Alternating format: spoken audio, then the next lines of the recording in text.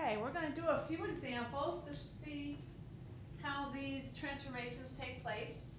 I'm going to give you a point on f of x, and I want to know what the image of that point would be on g of x, or on g of x, question mark. So I am going to, first off, here's your g of x as a function of f of x, which means f of x is the thing that's being moved around, and by the time you get done moving it, like we did our common function, we end up with g of x. So let's suppose that I give you this point, let's do 5, negative 4.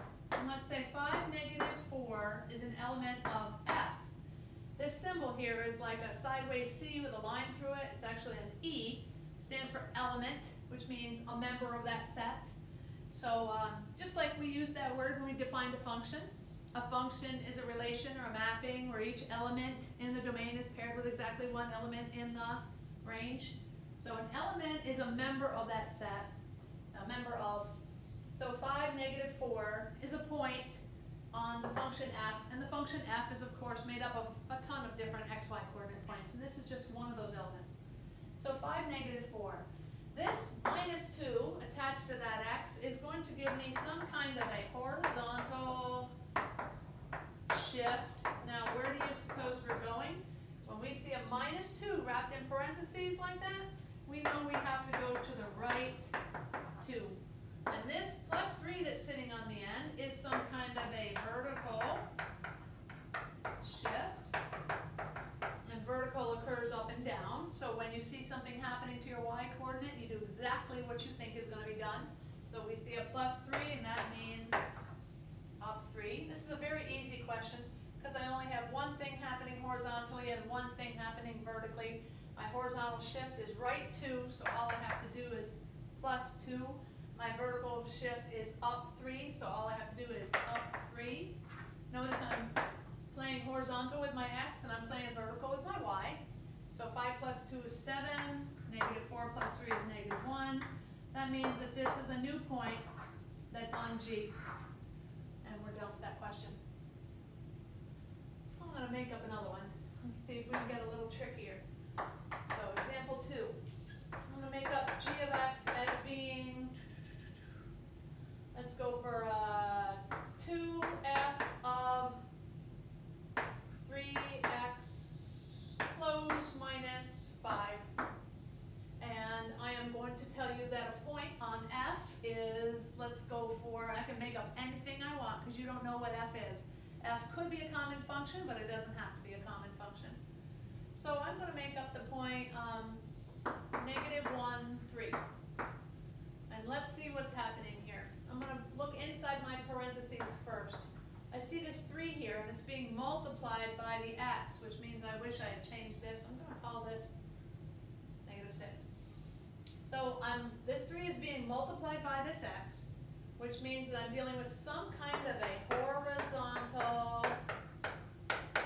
I know horizontal because horizontal plays with my x's. All right.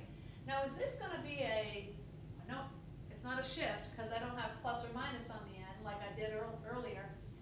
This is either going to be a stretch or a shrink. What do you think a 3 is going to end up being? And I hope you said shrink, so that's what it is.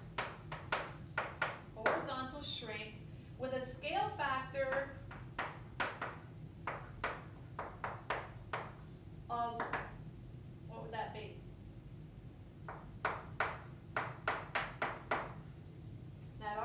That R value for that scale factor would be 1/3, because it's just what you wouldn't think it was going to be. Since multiplication is going on here, we use the reciprocal.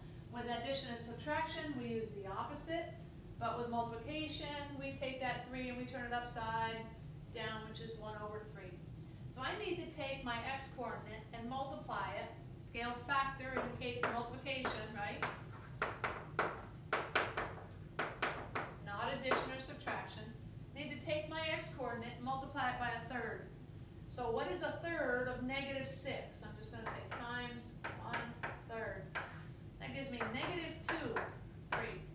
And I've only taken care of this one thing so far. The next thing, orders of operations, here is going to deal with that 2. That 2 is on the outside outside of my f of x. So I'm not affecting my x, I'm affecting my outside of my f of x is my y coordinate, okay? So this is a vertical, now it's not a vertical shift left up and down, but it's going to be some kind of a vertical, either a stretch or a shrink. And it's a 2. And remember that when you go vertical, it's exactly what you think it was going to be. So yes, it is definitely going to be a stretch with a scale factor or an R value of 2. A vertical stretch, which means all my y values are going to be twice as tall as what they used to be. So I need to take this 3 right here, which is my y value, and I need to multiply it by 2. This is going to give me negative 2 comma 6 so far. And I'm not finished because I've got one more transformation to apply. And that one more transformation is this right here.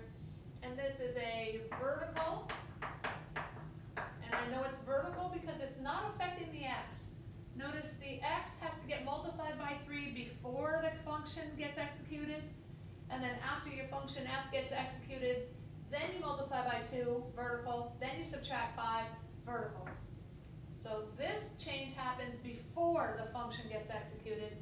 These they both happen after the function is executed. That's why I know I'm playing with my y. The moment you execute that function, you've switched from an x coordinate to a y coordinate. So this is a vertical shift where? Down 5. So I just subtract 5 off the 6 and I end up with negative 2, 1. So the point negative 2, 1, oops, sorry, it's got to be on the function g. Okay, so negative 6, 3 was on the function of f. I think I'll erase over here and just create another one, just for something to do. Call this example 3. Let's go for negative f of x minus 4, how about a plus 4, and then a minus 1. Oh, I did a minus 5, we'll do a plus 1, something a little different. All right, now I need to give you a point that's on f. So I can make any point up I feel like it because it doesn't matter. And let's go for some nice number over here. 3, negative 4.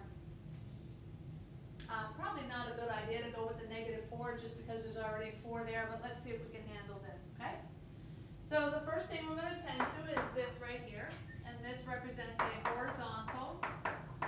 How do I know it's horizontal? Because that 4 is affecting that x, and anything that affects x is going to be horizontal. Plus, it happens before the function gets executed, before this function f is executed. So any changes that happen before the function is executed tend to the x, and therefore are horizontal changes. So we have this horizontal shift. You know, when you see a plus or a minus on the end there, it's going to be a shift. Shift where? When you see a plus 4, since you're dealing with x's, things are always backwards.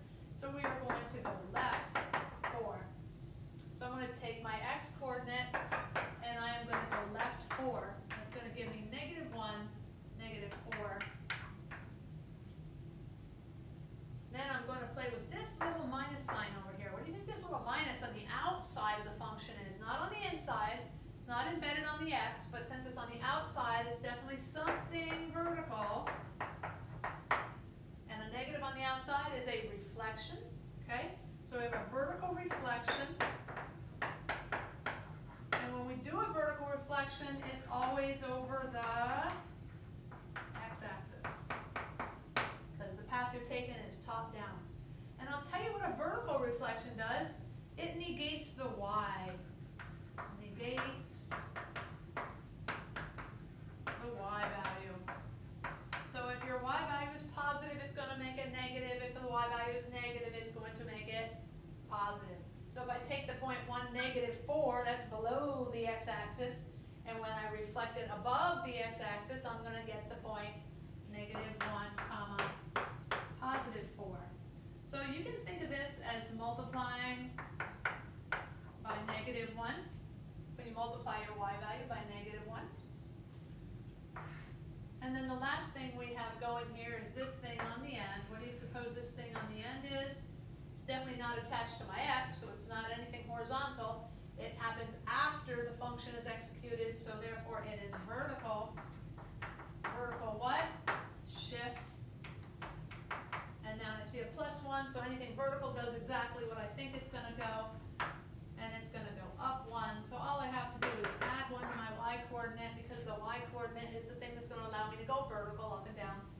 This gives me -1, 5, wrap parentheses around it, and this is the point that has to be on G. Very nice, very good.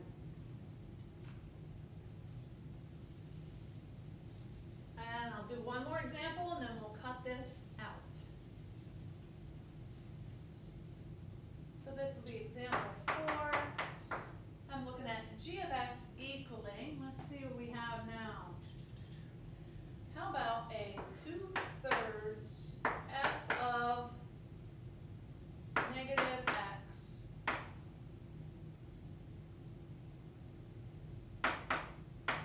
plus 6. All right? And I'm going to start with a point like -12, 18. And I'm going to tell you that that's a point on the original function f, right here. And we want to go through all the transformations that are happening to this function f. F is being manipulated, and the result of that manipulation is your function g. So the first thing I want to tend to is this little minus sign in the center. Now, that minus is being attached to the x, so something is happening horizontally. So this is a horizontal, and I hope you know it's a reflection over the, and when you reflect horizontally, you move over the y-axis. Now, how do you tend to that according to an xy coordinate point? Well, if I took the point -12, 18, and I reflected it over the y-axis, it would show up at +12, 18. All you need to do is take a peek at that. -12, 18, -12, 18. Reflect that point over the y-axis. It shows up over there at 12, 18. So what happens is we just got to take our x-coordinate, and we're going to multiply our x-coordinate by -1, or negate the x value. And when you negate the x value, you are multiplying it by -1. So I'm going to come over here and I'm going to say multiply by -1. And the result is 12, 18, just like we thought. Now, which of these do you think I have to play with first? Do you think I should multiply or add first? And I hope you multiply before you add, just like PEMDAS, okay? So what is this 2/3? This happens after the function gets executed. It's on the outside of the function, so it's affecting the f of -x. So it's definitely something dealing with my y, which makes it vertical something. Vertical what? I have a 2/3 out there, which means I need to pull my function up 2/3 as much as it was. If I'm pulling my function up 2/3 as much as it was, I'm not really pulling it up, am I? Because 2/3 as much as something isn't quite what it used to be, but it's shorter. So this is a vertical shrink with a scale factor of 2/3, which means vertically you take that y value and you multiply by 2/3. So what's 2/3 of 18? Well, 1/3 of 18 is 6, so 2/3 would be 6 times 2, which is 12. I'm not quite done. I have one more transformation to play with right here, and this +6 is on the outside of my function f again.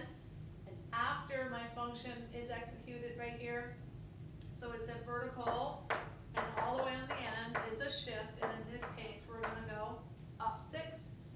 We'll add 6 here, we get 12, 18, and this is the point that has to be on G if -12, 18 is on F. Now I know it looks like, hey, all you did is just move it to here, and then you took 2/3 and added 6, so these kind of counteracted each other, but they won't counteract each other for every single point that happens to be on F, just that one particular one, I think. out and do well, okay?